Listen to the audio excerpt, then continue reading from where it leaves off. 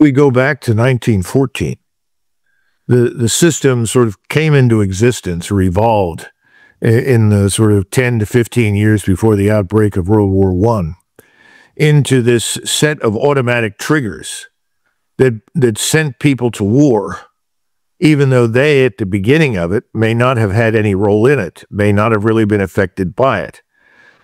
So the question that I ask Europeans all the time is, why do you want to be part of alliances that could ultimately drag you into a war that you really don't want to fight, simply because that alliance has theoretically guaranteed your security? The only real guarantor of security for any country is its own people. You know, the Finns are a wonderful example, because the Finns, for years, they could mobilize 850,000 men within the spaces of, say, 48, 72 hours, well-trained, well-equipped, ready to fight. And that operated in their minds as a deterrent. I think it did. I don't think the Russians, after World War II, were interested in going back into Finland under any circumstances. But nevertheless, the Finns were in a position to guarantee their own security. And all of a sudden, at the end of this long period of Soviet-Western conflict, when there is none anymore, decides to join a NATO alliance which has committed itself to a condition of permanent hostility towards Russia. That's insane. It makes no sense. The Swedes are very similar, but the Finns in particular built a very robust guarantee for themselves. My argument to people is that could be done all across Europe. But the notion that you want to bet the farm, as we say in English, on the arrival of U.S. forces in a crisis or conflict from the United States is crazy. Technology has changed. Eisenhower made the comment in 1956, we'll never see another Normandy. If anybody tried to do such a thing, it would be destroyed. What about the Soviet submarines? What about their missiles? Well, those things were primitive in those days compared with what we have today. So the notion that we could cross oceans with impunity and introduce hundreds of thousands, if not 1 million or 2 million troops into the battle, whether it's Asia or Europe, is crazy. It's not going to happen. So why would you want to tie yourself to such an empty guarantee? And I think privately, President Trump feels that way. I know that he felt very strongly that the Europeans should become their own first responders. And I think that's behind his demand for higher defense spending. Unfortunately, defense spending doesn't necessarily equal military capability. What I'm talking about is real military capability the Europeans create for themselves for their own purposes to guarantee their own security. That's what's needed.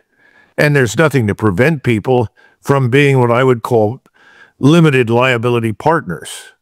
That means that the Poles cooperate with the Germans or with the Slovaks or with the Czechs or with the Lithuanians for whatever specific purpose.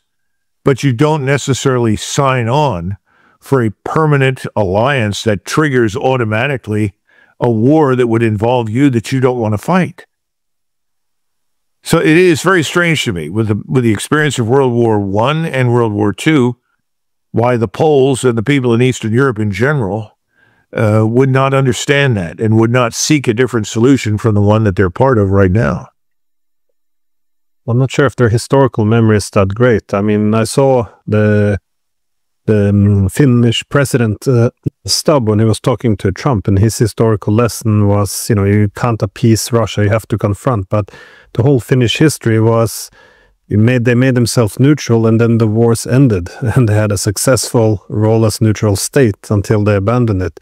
So it looked as if the solution should be that Ukraine should have been more what Finland was, but instead Finland is becoming what Ukraine is. But you argue that as NATO is dying, we have this. There has to be a need now for a new thinking about European security and the security architecture. But if, let's say, we don't have that political maturity at the moment within Europe, because they all told each other that Putin is Hitler, what to expect happening now that the front lines begin to unravel? Because I get the impression that the Russians would like to do some of this gradually, very deliberately, so they don't create too much panic in Washington and European capitals. But in this panic, states can often do stupid things, and I think the Russian patience is also starting to go a bit thin, as we're now speaking very openly and cheering when Western missiles are fired into Russian cities. So, what do you think is the great risk here as we're entering the final stage of the war? Well, the Russian interest, clearly stated at this point, is we want a solution to the conflict that does not require us in 2, 5, 10 years' time to resume the conflict. In other words, we don't want to refight this again. Now, they're in the happy position of controlling a lot of the critical assets, not just terrain, but the capability to dominate. And finally, remember, the real question from the beginning was, who is willing to fight? You know, the Russians were always willing to fight because their national security interests were at risk in eastern Ukraine, and ultimately today in Kiev because of the nature of the regime there. What were we willing to do? Well, Americans weren't willing to fight anywhere. As far as I can tell, only the Poles were willing to go over in any sort of numbers and stand shoulder to shoulder with the Ukrainians and fight with them. That didn't work out very well. And I think President Novrotsky has wisely said no more. We're not going to repeat that folly. The key thing is we're not willing to fight in Ukraine. Russia is. Russia has always been willing to fight there because it's in their vital strategic interest. So if we're not willing to fight, we had better sit down and do the talking. And that's what I would tell the Europeans. If you're not willing to fight, and I would add something else, Europeans really aren't capable of fighting. They don't have the forces at their disposal. So they turn to us. But the truth is, our ground force is really quite small. And our air and naval forces, while substantial and robust, are not really designed for continental warfare.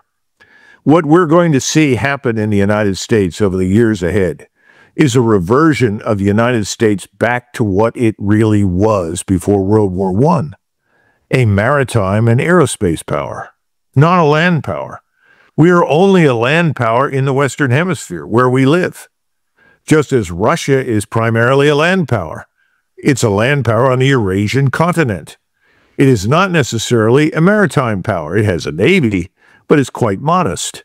It has air forces, but those are equally modest compared with what we deploy. But we're a different kind of country. So we're going to revert back to what we have historically been. We're not going to remain a global land power. You know, just look at the size and the scope of the forces that we have around the world. And what have you seen happen over the last 80 years? They've declined dramatically. With each passing decade, we've had fewer forces on the ground overseas.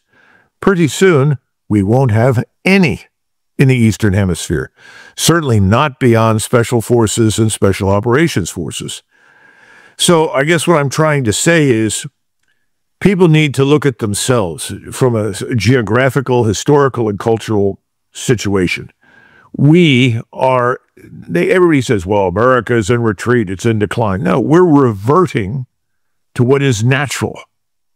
Our position is in the Western Hemisphere. That doesn't mean we don't want to do business. It doesn't mean that we're not willing to help to some extent, but we cannot maintain a position in Eurasia on land that we did 80 years ago, or 50 years ago, or 30 years ago. It's not possible anymore, nor does it make sense for us to do so. But the whole attempt has been to demonize Russia and China and eventually Iran, these powers, in order to justify massive defense spending in the United States and the commitment of forces overseas. But that's waning. Americans don't really support that. And they have other more important priorities at home. It's an interesting observation that the Western countries don't want to fight and die for Ukraine, because the former advisor of of Zelensky, Alexei Arestovich, he was making the exact same point.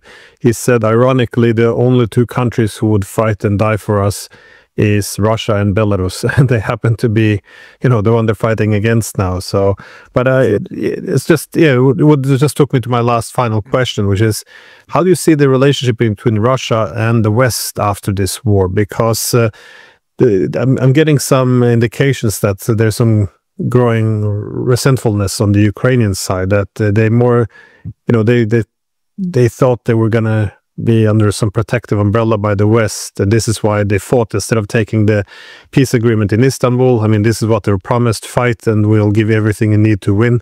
Instead, they're seen to be used by a proxy. You hear a lot of leading political figures now, pro-Western ones, who are quite upset that that the Europeans essentially see them as cannon fodder, something to throw at the Russians. From very leading, this comes from leading European voices, by the way, as well. Do you think